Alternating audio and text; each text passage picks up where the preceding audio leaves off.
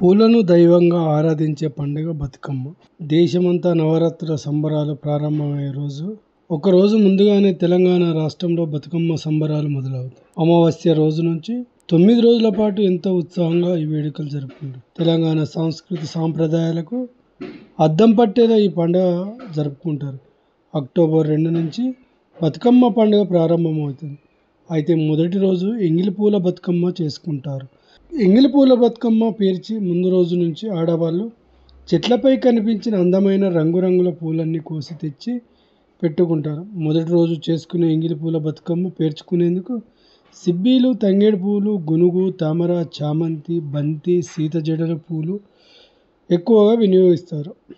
ముందుగా తంగేడు పూలను పెట్టుకొని ఆ తర్వాత రంగులను బట్టి పూలను అమర్చుకుంటారు.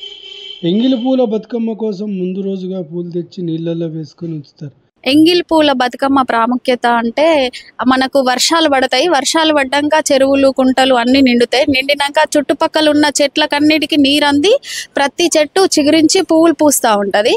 ఆ పువ్వులు అంటే భూమి మీద పుట్టి చెట్టు మొలకై వెత్తి విత్తనం వచ్చి ఆ చెట్టుకు పూసిన ప్రతి పువ్వు దుర్గాదేవికి, దుర్గామాతకు అంకితం లాగా బతుకమ్మ పండుగ సెలబ్రేషన్ చేసుకుంటాము. ఆ ప్రతి పువ్వు అంటే ఈ పువ్వు పెట్టచ్చు, ఈ పువ్వు పెట్టరాదు అనేది ఏముండదు. ప్రతి పువ్వు ఖచ్చితంగా తీసుకొచ్చి మేము బతుకమ్మ వేర్చుకొని దుర్గామాతకు అమావాస్య నుండి అష్టం దాకా నవరాత్రులు నిర్వహించుకుంటూ బతుకమ్మ ఆడుకుంటాము. వెనుకటి కాలంలో అయితే చెట్టు దగ్గర చెరువు చుట్టూ పువ్వులు తెచ్చుకొని మళ్ళీ చెరువు దగ్గరికి వెళ్ళి ఆడి చెరువులో నిమజ్జనం చేసి వచ్చేవాళ్ళం రోజు సాయంత్రము.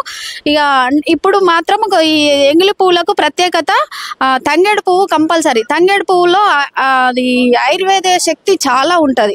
ఆ ఆయుర్వేదంకి సంబంధించిన తంగేడు పువ్వు తీసుకొచ్చి బతుకమ్మ వేర్చి ఆ స్మెల్లే కానీ దానితోని వాటర్ ప్యూరిఫైడ్ అవుతుంది. అసలు అలా పూలు నిద్ర చేస్తే అందుకే ఎంగి పూలు అంటారు. అది మాత్రమే కాదు, పూలకు ఉన్న ఆకులు, కాండాలను తెంచడం కోసం కత్తెర లేదా నోటితో వాటిని కట్ చేస్తారు. అంటే ఎంగిలి చేసినట్లు అర్థం వస్తుంది. పితృపక్ష అమావాస్య రోజున బతుకమ్మ తొలి రోజు వేడుకలు జరుపుకుంటారు. ఈరోజు చాలామంది తమ పెద్దల పూర్వీకులకు తలుచుకుంటూ ఆధ్యాత్మిక కార్యక్రమాలు నిర్వహించి ఆ తర్వాత కాస్త భోజనం చేసి బతుకమ్మ తయారు చేస్తారు.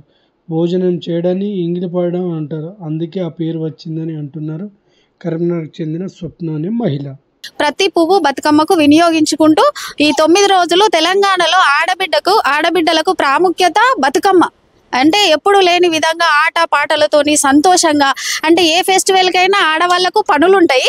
కానీ ఈ బతుకమ్మ రోజు పొద్దున్నాక పని చేసినా సాయంత్రం వెళ్ళి ఆడుకుంటూ పాడుకుంటూ సంతోషంగా బాగా హ్యాపీగా పిల్లలతోని భర్తలతోని అందరము కలిసి ఆడుకుంటూ మంచిగా ఎంజాయ్ చేసే బతుకమ్మ మన తెలంగాణ ప్రభుత్వం వచ్చే ముందు నేషనల్ పండుగలా గుర్తించి ఈ బతుకమ్మ పండుగ సెలబ్రేషన్లు చాలా పెద్ద ఎత్తున నిర్వహించుకుంటున్నాము.